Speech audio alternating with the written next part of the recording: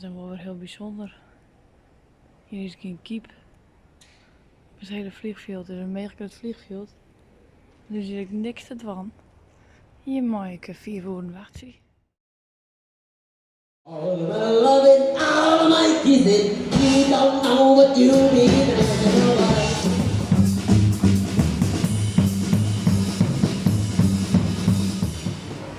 Petra in Indonesië. Wij hebben hier lekker lokaal eten besteld. Ik had een hinti, ries en 2 bakjes wetter, want we krijgen hier geen bestek. We eten maar de vingers. Dus daar zit alles eronder. Ik heb wel een varken en leppen vregen, maar ja, kluiven dat vind ik prima.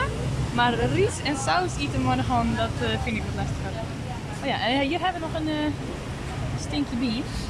Oh, en hier, met dit in. Show me the neck of the... Hier, Henry die eet alleen en de hollen en de nekken. Lang leven Indonesië. Ik ben hier even aan het vernuiveren bij een maat van Henry die het alles van leer maakt. Dus hij heeft hier al een hele berg tassen. En ze hier in het verleden vak over de hele winkel, maar nou is hij nog alleen nog oer en hij is nou een remote in de corset. En ik vond het wel even nieuwsgierig om te zien wat voor machine dat hij hier heeft. En dat gaat gewoon dus hier opgroen. Alweer echt leer, dus het ruikt hier wel echt heerlijk naar leer.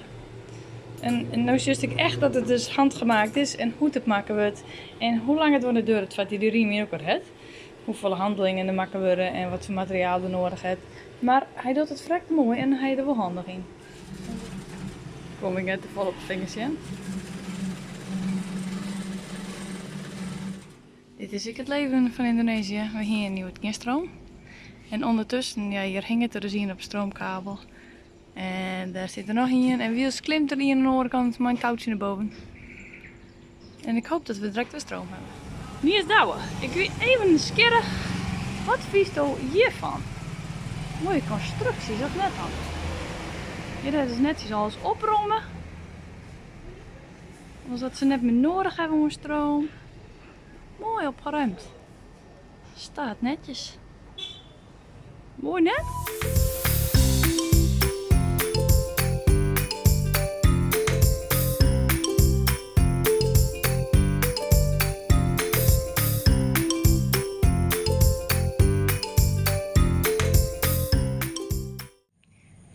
Ik kan hier elke dag, elke morgen en middag, de hele dag voor zitten.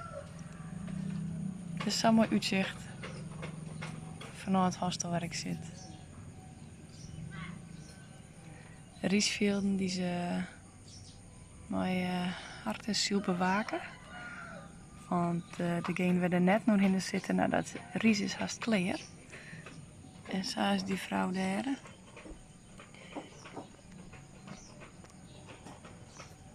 Die stiet je nou een heel skof te skotzien, te shaken met een flessen, met dingen erin om lawaai te maken.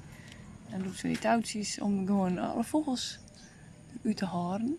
Dat die in ieder geval net de oogst op fret zullen.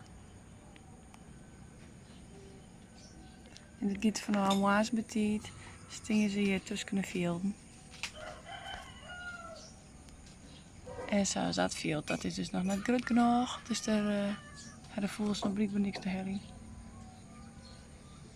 Maar wat een prachtige wereld hier. En dan die bergen hier op achtergrond.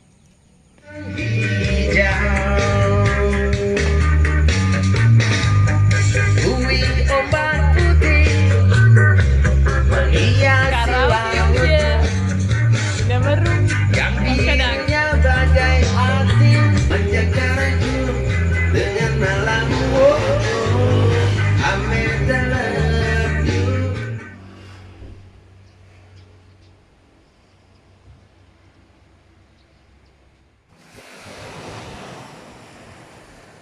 Het strand van Amet. Het stiet vooral uit stin. En het is zwart, want het is onder een vulkaan. En op zich maakt het qua zicht net zo, maar het is wel heel heet om op te rennen. En het is natuurlijk wel een heel mooi uitzicht zo. En hier aan deze kant kun je dus ook heel mooi snorkelen. Echt vet mooie visken. Alle kleuren. Roze, peers, geel, blauw, hazellocht, jouwend, streepjes, stipjes. Dus dat is gek en bedenken. Het is echt heel mooi. En het is dus geen idee van, maar als hier het water in is, een 2 meter, dan zie je al. Machtig. Het maakt het aan met wel heel bijzonder. Machtig zijn momentje. Ik ga hier op het strand en ik kom hier dit groepje in. Mensen die hier op het strand dus blijkbaar les hebben. Mooie boekjes en pen in hun hand. Echt superleuk. Mooi dat ik het samen zie.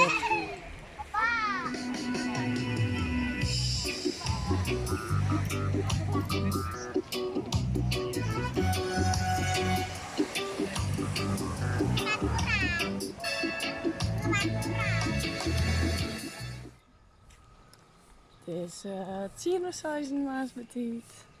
En ik ren heel gauw naar het strand. En dan kan ik nog krekken de zonsopgang zien. Sinds op doel. Het is betiet. En het is nog lekker stil op het dik. De rest van de dag is hier redelijk brak. En wiels, ik ren erin. Alweer mooie riesschilden. En een enkeling op de fiets.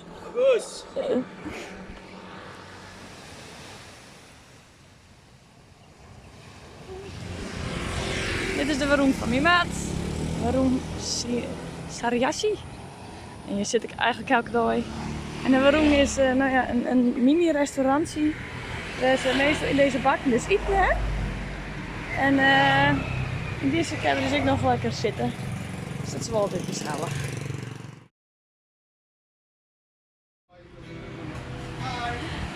Hallo!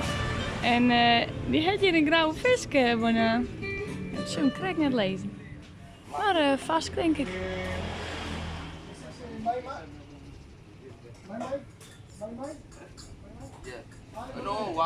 Oh, volgens mij is dit de vis die ik eten gaan.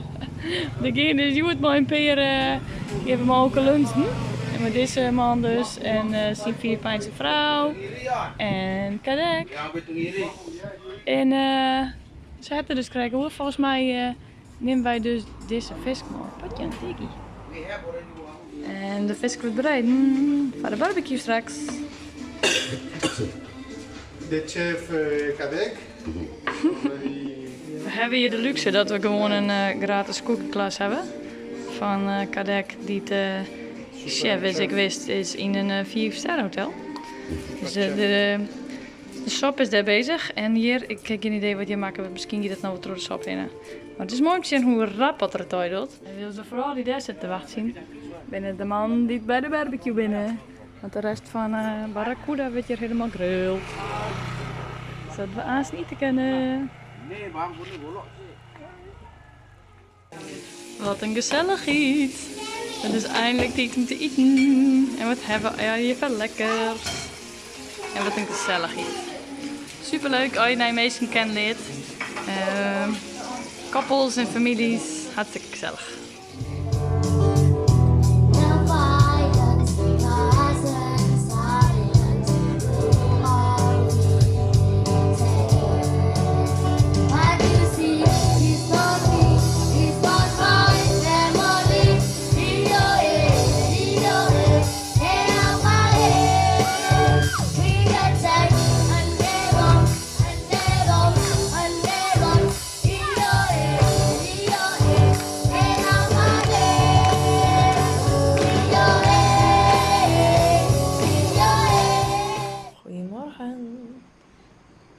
Een mooi uitzicht deze morgen.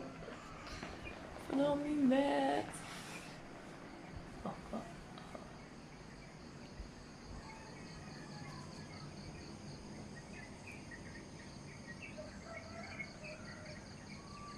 Wie als ik hier de zonsop sinds opgang zie, zag ik weer een hele bijzondere manier van Indonesisch visken. Links is iemand aan het zwemmen met een snorkel. En die maakt het een heel soort lawaai en bewegingen. Die slaat op het water de hele tijd. En dan is er dus een iets bootje. En er rent je in op het strand. En die hebben beide een kant van een touw vast, om heel goed te zorgen. Daarin midden. Daarin dus een kralenketting. Daar is waarschijnlijk een net omhangend. En zo heel langzaam dobberen ze een beetje deze kant op. Dan vraag ik me af hoeveel ze vangen op deze manier. En vooral wat die snorkelaar die zwemmen doet. Maar ze zullen precies weten wat ze doen.